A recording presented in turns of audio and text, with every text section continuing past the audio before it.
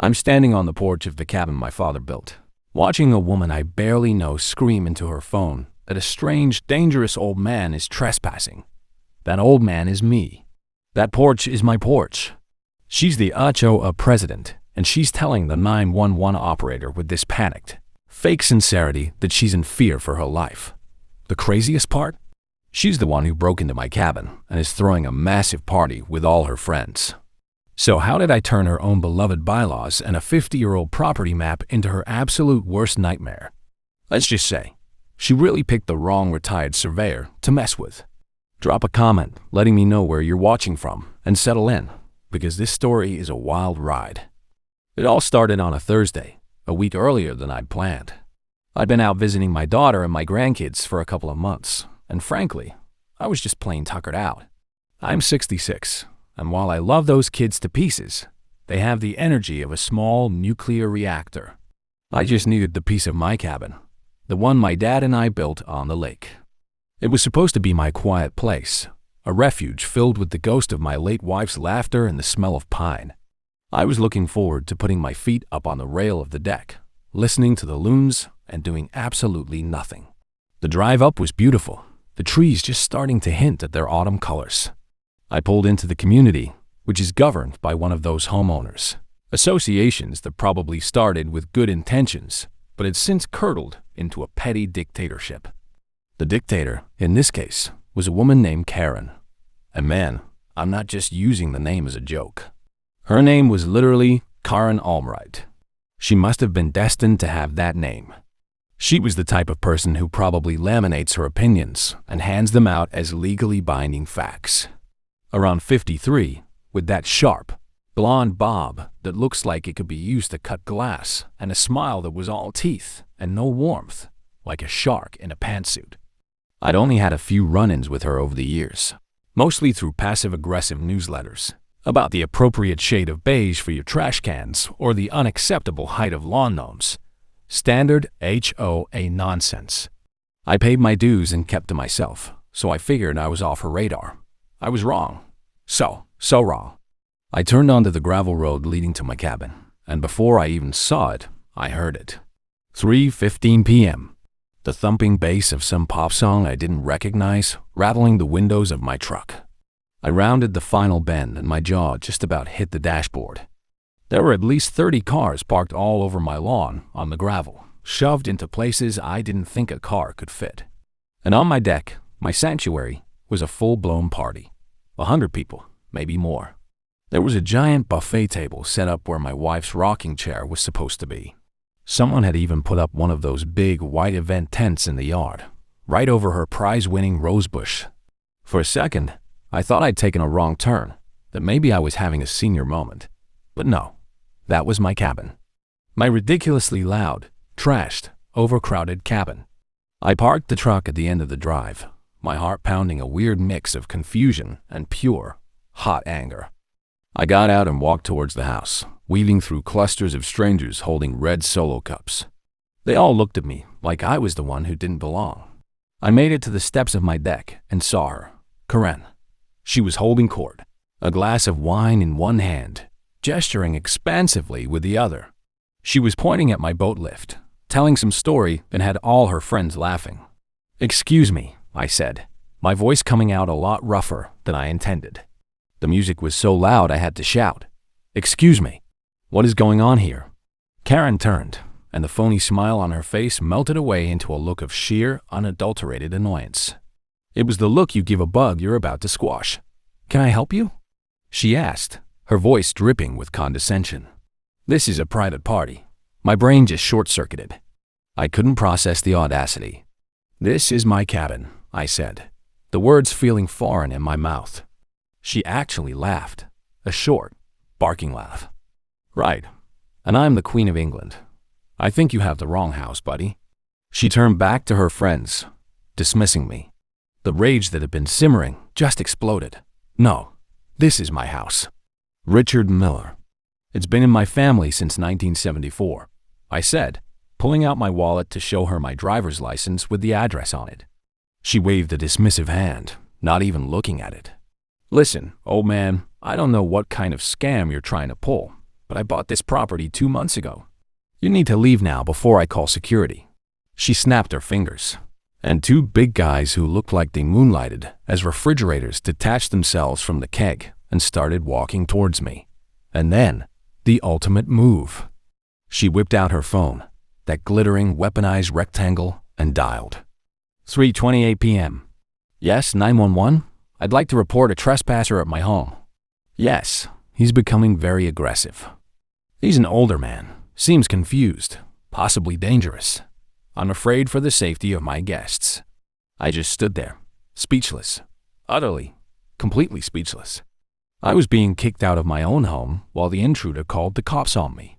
Dude, it was surreal. The arrival of 2 sheriff's department cruisers did little to calm the chaos. If anything, it was like throwing gasoline on Karen's bonfire of entitlement. The music was turned down, and suddenly every eye was on me. I felt like a criminal. One officer was young, looked like he was barely out of his 20s, with a clipboard and an officious air. The other was older, probably my age, with a weathered face and eyes that had clearly seen their share of human stupidity. Let's call the young one Officer by the Book and the older one Sergeant Miller, ironically, the same last name as mine. Wow, this officer is unbelievable. The young one, I mean. He went straight to Karen, who had transformed into the perfect victim. She had tears in her eyes, her voice trembling as she recounted the tale of the scary, confused old man who had accosted her at her own home. She even produced a document, a lease agreement she said was from the bank, which apparently gave her rights to the property, pending final sale. It looked like something she'd typed up on her computer 5 minutes ago, complete with a smudged, generic-looking stamp. Officer by the Book nodded gravely, taking notes. "Ma'am, we'll handle this." Meanwhile, Sergeant Miller came over to me. I handed him my driver's license. "This is my property, Sergeant. My father and I built this cabin. My name is on the deed at the county courthouse." He looked at my ID, then at the cabin, then back at me. He had a poker face, but I could see a flicker of something in his eyes. Maybe sympathy, maybe just exhaustion. He walked over to Officer by the Book, and they had a quiet conversation. I could see Karen trying to interject, pointing at me dramatically. After a few minutes, Sergeant Miller came back over. "Mr. Miller," he said, his voice low, "here's the situation. She has a document, questionable as it may be, and a party of 100 witnesses who heard her say this is her house. You have your ID. Right now, this is a civil matter, not a criminal one. I can't legally remove her and all these people without a court order." My heart sank. So she just gets to stay here, in my house? "And you can't be forced to leave the property line," he continued, giving me a pointed look. "But I can't put my hands on her or her guests. My advice is to go to the courthouse first thing Monday morning. Get a certified copy of your deed. Get an eviction notice. If you want, you can file a police report then, and we can start an official investigation. But for tonight, my hands are tied." He looked genuinely apologetic. Karen, seeing him talking to me, strutted over, the smugness radiating off her like cheap perfume. "Is there a problem, officer?" As he agreed to leave my property, Sergeant Miller gave her a look that could curdle milk. "This is a civil dispute, ma'am. Mr. Miller has just as much right to be here as you do until a judge says otherwise." Her face tightened. "This is ridiculous.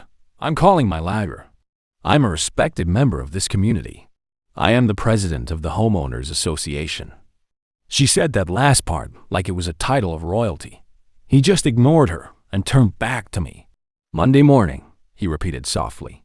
And with that, they left. The music started back up almost immediately, louder this time, a deliberate act of defiance. The humiliation was a physical thing, a hot shame that washed over me. I retreated to my truck, every smirk and whisper from the partygoers feeling like a tiny little needle. I had nowhere else to go. So I spent the night in the cab of my Ford F-150, parked at the edge of my own property line, listening to strangers destroying my home, my sanctuary. Sometime around 2:17 a.m., when the noise finally died down, the anger cooled into a hard, cold knot in my stomach. This wasn't just about a party. This was a declaration of war. And Karen Albright had no idea who she was dealing with. This place wasn't just wood and nails to me. It was built on the foundation of the deed of 74, cemented by the septic permit of 78. It was decades of my family's life. And I'd be damned if I was going to let some power-tripping real estate agent steal it from me. The next morning, Friday, was a special kind of hell. 8:34 a.m. The sun came up, and with it, the sounds of my uninvited house guests waking up. I watched from my truck as they stumbled out onto the deck, looking hungover and haggard. The beautiful lawn was a disaster zone of crushed cups, discarded plates, and overflowing trash bags. Someone had even driven over my wife's rosebush, leaving deep tire ruts in the soft earth. The sight of that, of her ruined garden, that's what really solidified my resolve. This was going to be more than just getting my house back. This was going to be about justice. I made the most important call of the whole ordeal. I called my old buddy Dave, who I'd known since college. Dave wasn't just a friend. He was a shark in a $1,000 suit, a lawyer who specialized in property disputes and took immense pleasure in dismantling arrogant blowhards. I explained the situation, my voice tight with fury. Dave was silent for a long moment, and then he just said, "Dude, no, she didn't." When I assured him she had, there was another pause, and then I could practically hear the grin forming on his face. "Okay, Rick," he said, "don't engage her.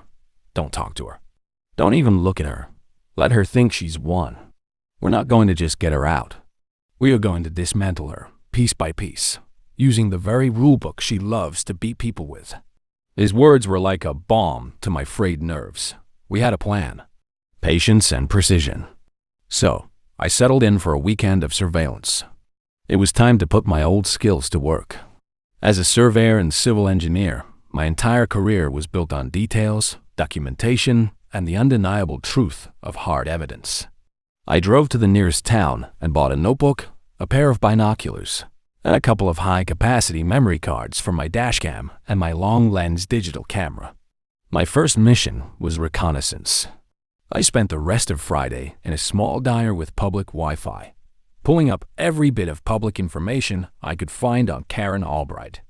As I expected, she was a real estate agent. Her company's website was plastered with her smiling, predatory face, boasting about her expertise in lakefront opportunities and community management. It was all there in black and white. This wasn't some random squatting. This was a calculated move. I dug into the HOA's website, a clunky portal she probably designed herself. I downloaded the bylaws, the covenants, the minutes from every board meeting for the past 2 years, ever since she'd been elected president. And there it was, a proposal from 6 months ago, tabled by Karen, suggesting the HOA adopt a new policy to deal with abandoned or neglected properties. The policy would allow the board to take over maintenance and, if the property remained unclaimed, to petition to have it declared abandoned and absorbed into community property. She had labeled my cabin, a place I visited several times a year and paid taxes on without fail, as a prime candidate for this new rule. She was building a case to steal my home, right out in the open. The sheer audacity was breathtaking. That evening, I got my first lucky break. I was parked in my truck, documenting the comings and goings, when an old pickup truck pulled up beside me. An older man, probably in his 70s, rolled down the window. It was George, my neighbor from 2 lots down, a quiet guy who mostly kept to himself. "Rick, is that you? I thought I recognized the truck," he said, squinting. "Heard you. Well, that you passed on." I explained the situation, and George's face went from confused to thunderous. "That woman," he muttered, shaking his head. "Karen, she must have been destined to have that name. She told the whole neighborhood you died without any heirs, and the bank had sold her the property for a steal. Said she was hosting a community welcome party to celebrate taking over this eyesore. He told me about her reign of terror fines for bird feeders being the wrong color, violations for flags hung a day too early before a holiday. He hated her. "She's a tyrant," he said. Then he leaned closer. "I think I might have something for you. I got security cameras, the kind that record motion. I checked the footage after she told us the news about you. On Monday morning, around 10:57 a.m., a white van from Lock and Key pulls into your driveway. Karen gets out, talks to the locksmith, and he drills out your front door lock. It's all on video. Man, it was shocking. A direct, provable criminal act. That wasn't a civil dispute anymore. That was breaking and entering. George promised to email me the file. My heart was racing. This was it. This was the smoking gun.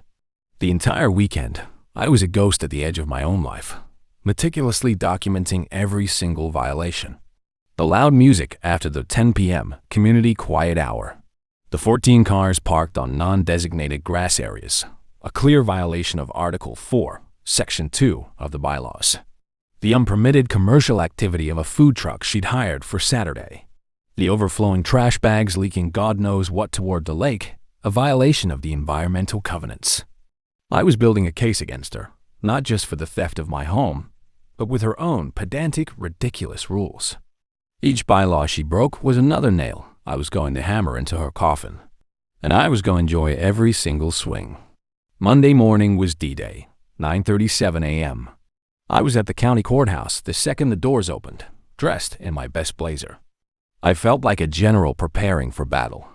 I marched into the recorder's office and requested certified copies of every document associated with my property. The clerk, a kindly woman named Betty, was incredibly helpful. She pulled a thick file, a history of my family in manila, and ink. I laid them out on the counter like sacred texts. The original deed of 74, showing the purchase by my father, John Miller. The plot map of 75, which I myself had helped survey as a young man. The construction permit of 76, and finally, the title of 99, clean and undeniable, showing the transfer of the property to me, Richard Miller, after my father passed away. Holding those papers, my ownership wasn't just a fact. It was a legacy. I got 5 certified copies of everything. From there, I went straight to the sheriff's office. Sergeant Miller was on duty, and I asked for him specifically. I walked into his office and laid it all out on his desk. The certified copies of the deed and title, my detailed log from the weekend, dozens of time-stamped photos of the party and the aftermath, and a USB stick containing the security footage from George. I played the video for him on his computer. We watched in silence as the crystal-clear footage showed Karen Albright directing a locksmith to drill out my deadbolt. When it was over, Sergeant Miller leaned back in his chair and let out a long, low whistle. "Well, Mr. Miller," he said, a slow grin spreading across his face. "This officially changes things. This isn't a civil matter anymore. This is felony breaking and entering, forgery of a legal document, and filing a false police report. We have more than enough to get a warrant." My lawyer, Dave, was ecstatic when I called him. "It's better than I hoped for," he chirped. "The criminal case will be handled by the day, which is great. But we're going to hit her with a civil suit that will make her eyes water. We're talking damages, emotional distress, slander, legal fees. We are going to own her." But then Dave said something that made me pause. "Listen, the sheriff could go arrest her right now. But she's just one person. You said she's the HOA president, right? And the other board members just went along with it?" I confirmed they did. "Then we don't just want Karen," he said, his voice dropping into a conspiratorial tone. "We want the whole rotten system. We wait. We let her get more confident. Let her dig the hole deeper and pull her cronies in with her. What we need is a stage." As if on cue, my neighbor George called me. He sounded agitated. "Rick, you're not going to believe this. The new HOA newsletter just came out. Karen's officially designated your cabin as the new Lakeside Community Clubhouse, and she's hosting the official HOA 4th of July summer kickoff there this coming Saturday. She's invited the entire neighborhood. It was perfect. A public stage filled with her supporters and enablers. Dave's plan was taking shape, and it was diabolical. We weren't just going to serve her papers. We were going to orchestrate a public downfall. The rest of the week was a blur of preparation. Dave filed for a temporary restraining order, but advised the process server to hold off on delivering it. Timing was everything. I meticulously cross-referenced every photo I had of her party with the HOA's own rulebook. The parking violations, the noise violations, the unapproved temporary structure, that stupid white tent, The improper waste disposal. Each offense had a corresponding fine listed in the bylaws. The parking ticket of 23 was $50 per vehicle. I counted 14 vehicles. That's $700. The nuisance violation of 23 for the noise was $500 per day. The unapproved structure fine of 23 was a cool $1,000. It was a beautiful, petty symphony of her own making. By my calculation, she had already racked up thousands of dollars in fines payable to the HOA, or, arguably, to the legal owner of the property on which the violations occurred. On Thursday, I took the final step. I contacted a local investigative reporter, a woman named Susan who had a reputation for sinking her teeth into stories about local corruption and not letting go. I sent her a brief, tantalizing email with a few key pieces of evidence. Her response came within the hour. She was very, very interested. The bait was set. The trap was ready. All we had to do was wait for the Queen to walk onto her stage for the final act. I had a front row seat. Saturday arrived, bright and sunny. The perfect day for a community barbecue. The perfect day for a public execution. By 1 p.m., the scene at my cabin was a repeat of the weekend before, only bigger and more official. The massive white tent was back over my wife's roses. 2 food trucks, one for tacos and one for ice cream, were parked on the lawn, their generators humming.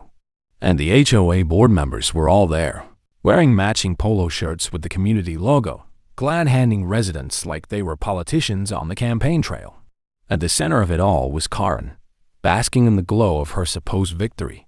She was wearing a crisp white dress, holding a microphone and preparing to make some kind of speech. She looked untouchable. She was about to learn how wrong she was. At precisely 1:15 p.m., my truck pulled up to the end of the driveway. But I wasn't alone. I got out of the passenger side. My lawyer, Dave, impeccably dressed, got out of the driver's side. And pulling in quietly behind us were 2 sheriff's cruisers. Sergeant Miller and Officer By the Book stepped out, their expressions grim and professional. Down the road, out of sight, a news van from Channel 8 was getting their cameras ready. We walked up the driveway together, a small, determined procession. The crowd began to murmur as we approached, the festive atmosphere curdling into confusion. Karen saw us, and the microphone in her hand faltered for a second. The practiced smile on her face tightened into a sneer of pure annoyance. "Ugh, you again?" she said into the microphone, her voice echoing across the lawn. The whole party went silent. "I believe we've been over this. The police can't do anything. This is my property now. You are trespassing, and so are these officers." She was trying to project confidence, but I could see a tremor in her hand. This wasn't going according to her script. Sergeant Miller didn't flinch. He walked right up to the makeshift stage she'd set up on my deck, his steps heavy on the wooden planks. He stopped right in front of her. "Karen Albright," he said, his voice calm but carrying an undeniable authority that silenced everyone. "You're not going to need this." He gently took the microphone from her hand. "We have a warrant for your arrest." The collective gasp from the crowd was a thing of beauty. Corinne's face went white. What? For what? This is insane. This is harassment. I am the HOA president." Sergeant Miller's voice was like ice. "For felony breaking and entering, forgery of a public document, and filing a false police report." He held up a clear evidence bag containing George's USB drive. "We have you on high-definition video, hiring a locksmith to illegally enter this residence on Monday, June 26th at 10:57 a.m. Would you or your guests like to see it? Complete and utter pandemonium." Karen started stammering, her eyes darting around wildly, looking for an ally, a way out. She found none. The other board members looked like they'd just seen a ghost, their faces a mixture of shock and terror. As Officer By the Book moved in to cuff her, I stepped forward. "And Karen," I said, my voice steady. I held up the thick manila envelope Dave had prepared. "This is for you." I placed the legal papers for the civil lawsuit right into her trembling hands. A lawsuit for damages, trespassing, slander, and intentional infliction of emotional distress. Then I turned to the horrified-looking HOA board. "You all get a copy, too." Dave began handing out envelopes to each of them. You're all named as co-defendants for gross negligence, dereliction of duty, and enabling this criminal fraud. You had a fiduciary duty to verify her claims, and you failed. One of them, the treasurer, actually dropped his taco. Just as Karen started to shriek, a high-pitched wail of denial, the final piece of the plan fell into place. The Channel 8 news crew came jogging up the driveway, camera rolling, microphone extended. Susan, the reporter, moved right through the stunned crowd. "Ms. Albright." "Susan Vance, Channel 8 News. Can you comment on the allegations that you forged documents to steal a retired man's family home?" The sight of the camera broke her. The mask of the competent, powerful community leader shattered completely, replaced by the face of a cornered, hysterical criminal. "It's a lie. He's a crazy old man. They're all lying," she screamed as the handcuffs clicked shut behind her back. It was glorious. Our enablers, the board members, were tripping over themselves to disavow her. We had no idea. She told us it was all legitimate. She showed us the papers. Sergeant Miller turned to the stunned partygoers. "This is now a crime scene. I need everyone to vacate the property immediately." It was a stampede. People didn't even stop to get their kids or their potato salad. They just ran for their cars, abandoning the party like it was a sinking ship. In less than 5 minutes, the lawn was empty, save for me, Dave, the cops, the news crew, and a handcuffed, sobbing Karen being led to a police car. The silence that fell was the sweetest sound I had ever heard. The aftermath was even more satisfying than the takedown. Karen Albright's public downfall was the lead story on the Channel 8 News at 6, and the gossip spread through the community like wildfire. She went from being the neighborhood queen to an absolute pariah overnight. The criminal case was a slam dunk. Faced with the undeniable video evidence and the testimony of the locksmith she hired, a lawyer advised her to plead out to avoid a long, drawn-out trial and a harsher sentence. She got 2 years of probation, a massive fine, community service, and a felony conviction on her permanent record. Dude, it was perfect. The felony fraud conviction meant she was automatically stripped of her real estate license. Her career was over. Just like that. The civil suit was where Dave really shined. Faced with their own liability, the other HOA board members folded faster than a cheap suit. They threw Karen completely under the bus. The HOA's insurance policy had to pay out a settlement that was, to put it mildly, substantial. It covered the full cost of repairing the damage to my lawn and rosebush, a professional deep cleaning service for the cabin, brand new high-security locks, all of my and Dave's legal fees, and a very generous sum for the emotional distress and slander I'd endured. As part of the settlement, the board was also forced to issue a formal front-page apology to me in the next community newsletter, retracting all of Karen's claims and acknowledging my undisputed ownership of the cabin. The HOA itself was left in shambles. A special meeting was called, and the entire board resigned in disgrace. A new election was held, and guess who was nominated and unanimously elected as the new HOA president?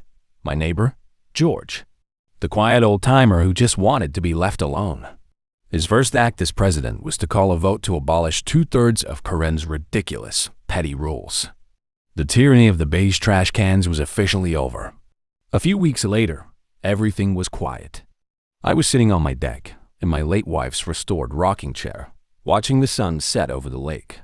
The grass was green again, the roses were pruned and healing, and the only sound was the gentle lapping of the water against the shore. The anger I had felt, that cold, hard knot of rage from sitting in my truck at the edge of my own life, was finally gone. It was replaced by a deep, quiet sense of peace and vindication. It was never just about a house party. It was about someone trying to erase my family's history, trying to steal a place that was built not just on a plot of land, but on a lifetime of memories. The deed of 74 wasn't just a document. It was a testament to my father's hard work. The title of 99 wasn't just a legal transfer. It was a legacy passed down. Karen tried to tear all that down for her own selfish gain, and she failed spectacularly. She fundamentally underestimated me. She saw an old man, someone she thought she could easily push aside. She didn't see a man who spent 40 years of his life understanding that the world is built on solid foundations, on immutable points on a map, and on truths that are written down in ink and legally recorded. She tried to fight a war of lies and intimidation against a man whose entire profession was based on uncovering the absolute, verifiable truth. George came over that evening with a couple of cold beers. We sat on the deck, not saying much, just watching the last rays of sunlight fade from the sky. He raised his bottle. "To quiet neighbors," he said. I clinked my bottle against his. "And to the downfall of tyrants," I added with a smile. "It just goes to show you, you should never, ever underestimate the old guy who knows how to read a map." Thanks for sticking around for the story. If you've got a crazy neighbor story of your own, I'd love to hear about it in the comments below. And don't forget to like and subscribe for more tales of justice served cold.